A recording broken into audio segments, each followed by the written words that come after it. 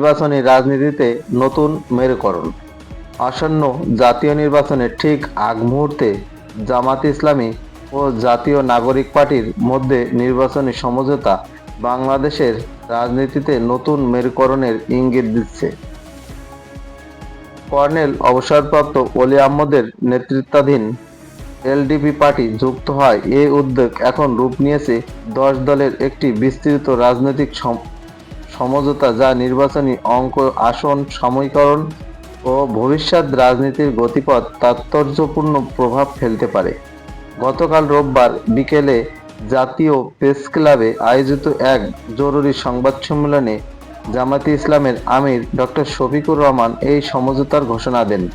সংবাদ সম্মেলনে জামায়াতে ইসলামের আমির বলেন, দেশ যখন গণতান্ত্রিক সংকটের মধ্য দিয়ে যাচ্ছে, তখন দুর্নীতিমুক্ত ও ইনসাফভিত্তিক রাষ্ট্র গড়ার লক্ষ্যে এই দলগুলো একত্রিত হয়েছে।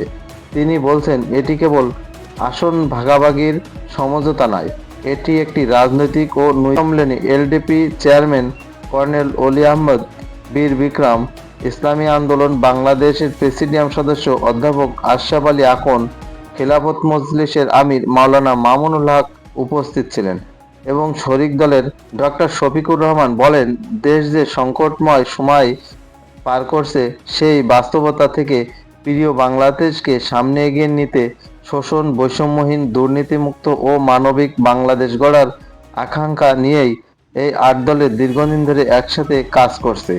এরই ধারাবাহিকতায় আজ আরও 2টি দল, কর্নেল অলি আহমদ, এলডিপি এবং এনসিপি এই জোটে যোগ হয়েছে। তিনি জানান, এনসিপির সাথে এরই মধ্যে বৈঠক সম্পূর্ণ হয়েছে। সময় স্বল্পতার কারণে তারা সংবাদ সম্মেলনে উপস্থিত থাকতে না পারলেও দলের আহ্বায়ক নাহিদ ইসলাম আমাদের জানিয়েছে। জামায়াতে ইসলামের আমির বলেন, 300 আসনেই নির্বাচনী সমঝোতা নিয়ে দলগুলোর মধ্যে সমঝোতা সম্পূর্ণ হয়েছে।